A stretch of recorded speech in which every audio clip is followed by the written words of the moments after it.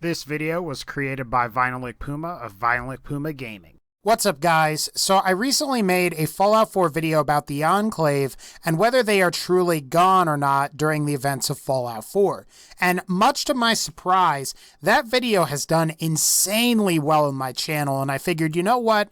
Why don't we make a follow-up video, or a part 2 as it were. So today I want to go ahead and discuss some more speculations I have about the Enclave during the events of Fallout 4, as well as address many comments and concerns that some people had. Now, a lot of people said that I forgot to mention Fallout Tactics, and that Fallout Tactics takes place in parts of Chicago, Illinois.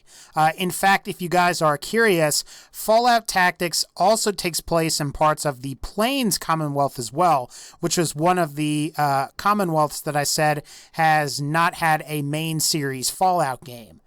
Now, the main reason I chose not to include Fallout Tactics is that it hasn't really been confirmed whether or not the events of Fallout Tactics are canon or not. Now, I do think it's safe to say that there possibly is a Midwestern faction of the Brotherhood of Steel for some reasons that we'll get into later, but since Fallout Tactics may or may not be canon, they may not be the guys that you're thinking of from Fallout Tactics. In my personal opinion, I wouldn't mind seeing the Midwestern Brotherhood of Steel from Fallout Tactics appear in a future Fallout 4 DLC, or just like a different version of the Midwestern Brotherhood appear in a Fallout 4 DLC after the Nuka World DLC comes out, provided that we actually get some DLC after Nuka World. Now, at the same time, I do want to see an Enclave DLC before that. Another thing that a lot of people in the comments mentioned was that the United States government,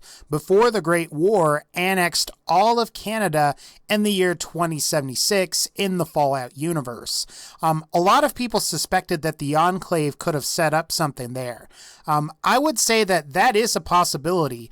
According to the Fallout Wiki, in Fallout 3's The Pit DLC, they mention a place called Toronto. Now, it's extremely likely they are referring to the city of Toronto, which could work as most people that live in Toronto speak English. So if the Enclave did set up somewhere, they could have had an outpost in Canada after the war as well. My money would be that an Enclave base or outpost would be in or near this new area called Ronto in the Fallout timeline. With all that out of the way, let's go ahead and we'll dive into some further speculations. Now, last time, I compared both the Poseidon Energy logo and the Enclave insignia. I pointed out how it was interesting that the E for Enclave and the trident in the Poseidon Energy logo were similar, both the same color, and sort of the same position. I also pointed out how some of the stars even seem to match on both logos, and I had those like highlighted in the last video. Now, it's possible that a lot of people picked up on this already in the first video, but what I didn't mention was that there are 3 bars that appear in the E of the Enclave insignia. And my theory is that they represent the 3 prongs of a trident, which is prominently featured in the Poseidon Energy logo. Now, if you're still skeptical about the whole Enclave Poseidon Energy connection, I'm curious to why you think there are 3 bars in the E of the Enclave insignia, especially after considering that the main Enclave base in Fallout 2 was an oil rig built by Poseidon Energy before the war. Why else would Bethesda make the Enclave insignia appear the way that it does? This had to be an intentional design choice on the part of Bethesda Game Studios. I also think that it would be important to discuss some of the locations of power armor frames in Fallout 4 and whether they could pertain to the Enclave or not. More specifically, the areas and locations of power armor frames that seem to feature X01 power armor pieces more frequently than others. Now, before we go on here, it is worth mentioning that most power armor frames spawn certain power armor pieces based on the character's level. Therefore, it's also possible that you could have visited some of these locations earlier on in your playthrough and you didn't see X01 power armor. However, many of these places are places you don't go to until you're at a significantly higher level in Fallout 4. You can find some X01 power armor pieces at an unmarked map location just west of Murkwater construction site with a crashed vertibird. We will go into more detail about this location shortly, and there's also two other similar areas where X01 power armor can appear, and that is the Abandoned Shack, aka the Federal Surveillance Center K-21B in the Glowing Sea, and the South Boston Military Checkpoint that's relatively close to University Point and just north of Jamaica Plain. Both of these are areas I want to go over later as they have an interesting similarity to them. What I want to focus on right now is the X01 power armor that is located at the Fort Hagen satellite array, provided that the player has the Automatron DLC installed. During Automatron's main quest, you will go down below into the Fort Hagen hangar. After you've killed all of the Rust Devils in the very first large room that you enter, you may notice a complete set of Mark III X01 power armor that's locked behind an expert lock on either side. Once you save Jezebel, you'll end up fighting and killing Ivy for a set of T60 Tesla armor pieces, which consist of a torso piece along with 2 arm pieces. Now, based on some of the power armors that we see from Fallout 3 and Fallout New Vegas, we can conclude that the Enclave had the ability to develop Tesla variants of their power armor.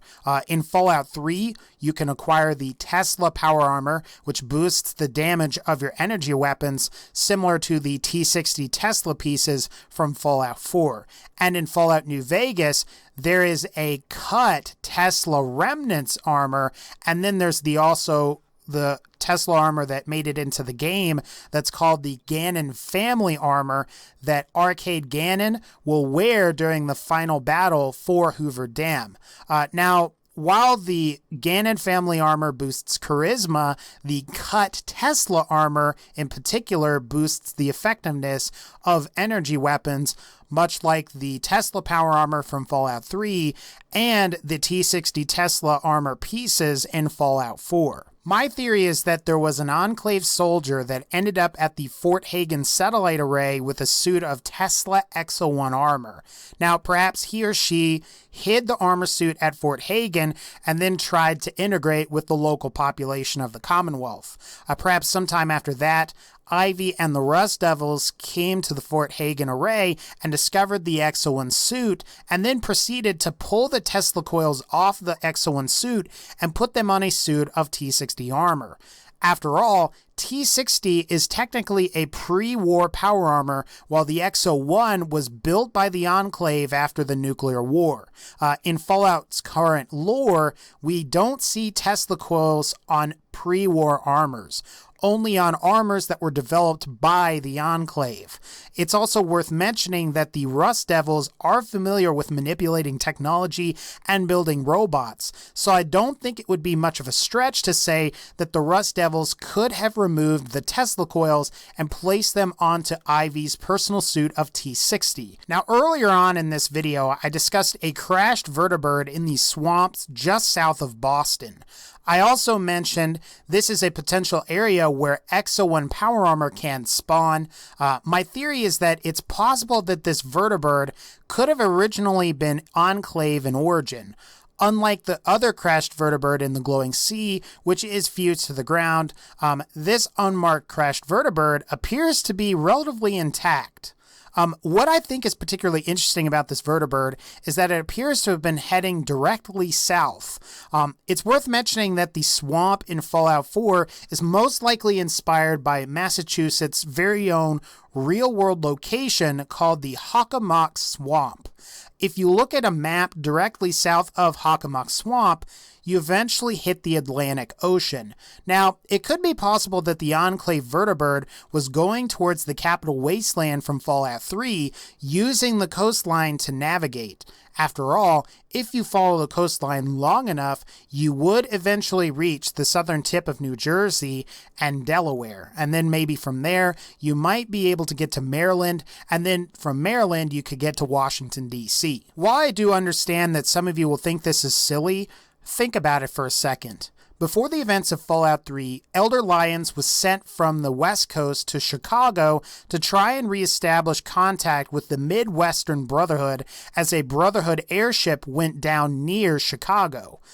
Elder Lyons ultimately ended up overshooting his destination and ended up in the Pit, which is modern-day Pittsburgh, Pennsylvania. So it's possible that navigating by more crude means is necessary for all of the factions in the Wasteland. And now for the last thing that I would like to discuss. Earlier on, I mentioned that there were 2 other Exo-1 power armor locations that I wanted to get to later that are the South Boston Military Checkpoint and the Abandoned Shack, which after further inspection becomes the Federal Surveillance Center K-21B. Both of these locations have terminals that have an entry that reads, quote, "Database network offline." Now, the Brotherhood of Steel has a Radiant quest called Learning Curve, where you talk to Proctor Quinlan, and he sends you and a Brotherhood scribe out on a research patrol to collect technical data for the Brotherhood. It just so happens that both the South Boston Military Checkpoint and Federal Surveillance Center K-21B are locations in which you escort a Brotherhood scribe to recover this technical data. You also can be sent to the USAF Satellite Station Olivia, the Boston Mayoral Shelter, the Poseidon Reservoir, Gunners Plaza, and Corvega Assembly Plant. Now, it's worth mentioning that before your scribe accesses the terminal, it reads, quote, "Database network offline," and when accessed, it reads, quote, "Connecting. Database network status offline. Database network access is granted to authorized personnel only." After your scribe accesses the terminal, it reads, quote, "Database network online," and then when accessed, it reads, quote, "Database network status online, main menu, deleted, deleted, deleted. For your safety, the database is now property of the Brotherhood of Steel, ad Victoriam." What I think is weird about this is that the scribe that you escort, despite being a lower rank than you, is allowed to have access to these terminals. He downloads the contents of the database and then wipes it. And my question is, what information is he or she accessing? My theory is that the Brotherhood is accessing what remains of the PoseidonNet network that we see in Fallout 1, Fallout 2, and at Helios 1 in Fallout New Vegas. For those of you that don't know, PoseidonNet is much like our modern internet and was used by Poseidon Energy before nuclear war to communicate between different parts of the Poseidon Energy Corporation. As we can see in Fallout 4, Poseidon has had its energies in more than just the oil industry. They also had their hands in the hydroelectric power industry, as the Poseidon Reservoir is evidence of that. It could be that the Enclave personnel had a way of connecting other terminals throughout the wasteland to PoseidonNet, explaining why former military bases like Federal Surveillance and the South Boston Military Checkpoint appear to be hooked up to a database network. It also seems somewhat suspicious to me that for 200 years, the same alert message has been playing out the South Boston Military Checkpoint. If this is the case, the Enclave could have had a military presence in the Commonwealth at one time. And as I mentioned last time, the Enclave could have had small outposts in several locations throughout the Commonwealth, and places like the Poseidon Reservoir, Federal Surveillance, South Boston Military Checkpoint, the USAF Satellite Station Olivia would have been good places to have an outpost. Anyway, guys, that's going to pretty much wrap up this particular video. If you like this video, please be sure to leave a like, and as always, take care, and I'll see y'all next time.